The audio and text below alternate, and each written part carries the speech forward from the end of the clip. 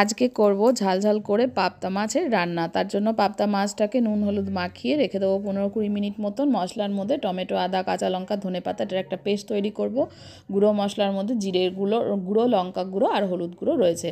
প্রথমে কড়াইতে সর্ষের তেল দিয়ে দিয়েছি। সর্ষের তেলটা খুব ভালো করে গরম করে নিতে হবে, যতক্ষণ না পর্যন্ত ধোঁয়া উঠে ততক্ষণ গরম করে নেব। এরকম ধোঁয়া উঠতে শুরু করে দিলে নুন হলুদ মাখানো মাছগুলো দিয়ে দেবো। আমি দুটো করে মাছ ভেজে নেব, কারণ খুব বেশি পরিমাণে তেল কিন্তু কড়াইতে দিইনি, তাই দুটো করে মাছ ভেজে নিচ্ছি। 3-4 মিনিট পরে মাছটাকে উল্টে দেবো। মাঝখানে কিন্তু খুন্তি দিয়ে খোঁচাখুচি করলে মাছ ভেঙে যাবে। তো আমি ঠিক যখন নিচটা হয়ে আসবে, দেখবেন লালচে কালার ধরেছে, তখন কিন্তু খুন্তি দিয়ে উল্টে দিতে হবে। দিয়ে অপর পিঠটাও ভেজে নেব। দুটো দিকই ভালো করে ভেজে নিয়েছি। দুটো মাছ তুলে নেব, বাকি মাছও একইভাবে ভেজে নিতে হবে। দেখুন কত সুন্দর করে ভেজে নিয়েছি, একটুও কিন্তু ভেঙে যায়নি। এবার বাকি মাছও একইভাবে ভেজে নেব। দুটো করে এইভাবে ভেজে নিচ্ছি। আর এখানে টমেটো, আদা, কাঁচা লঙ্কা আর ধনেপাতার পেস্ট তৈরি করে নেব। মাছ ভাজা হয়ে যাওয়ার পরে আমি দিয়ে দিলাম তেলের ওপরে জিরে ফোড়ন দিয়ে দিলাম। জিরেটাকে একটু ভেজে নিচ্ছি। ভাজা হয়ে গেলে এবার আমি এর মধ্যে দিয়ে দিচ্ছি যে পেস্টটা তৈরি করে রেখেছিলাম। টমেটো, আদা, কাঁচা লঙ্কা আর ধনেপাতা, এগুলো একটু সামান্য জল দিয়ে পেস্ট করে নিয়েছি।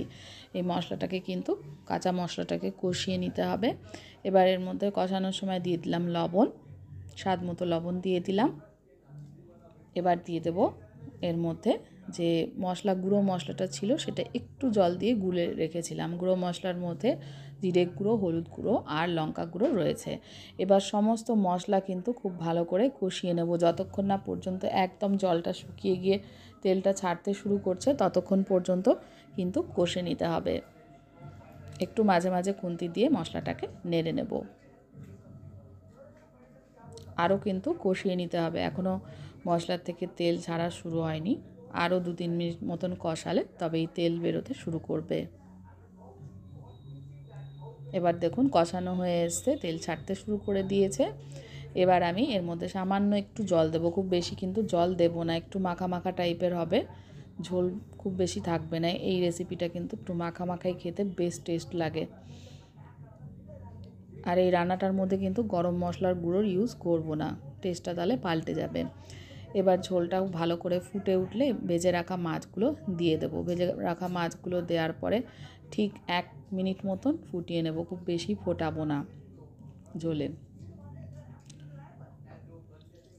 1 মিনিট মতন ফোটানো হয়ে গেলে লাস্টে অল্প একটু ধনেপাতার কুচি ছড়িয়ে নিয়ে গরম গরম ভাতের সঙ্গে পাবদার ঝাল পরিবেশন করবেন। দারুণ লাগে এইভাবে খেলে, সাদা ভাতের সঙ্গে অসাধারণ হয়।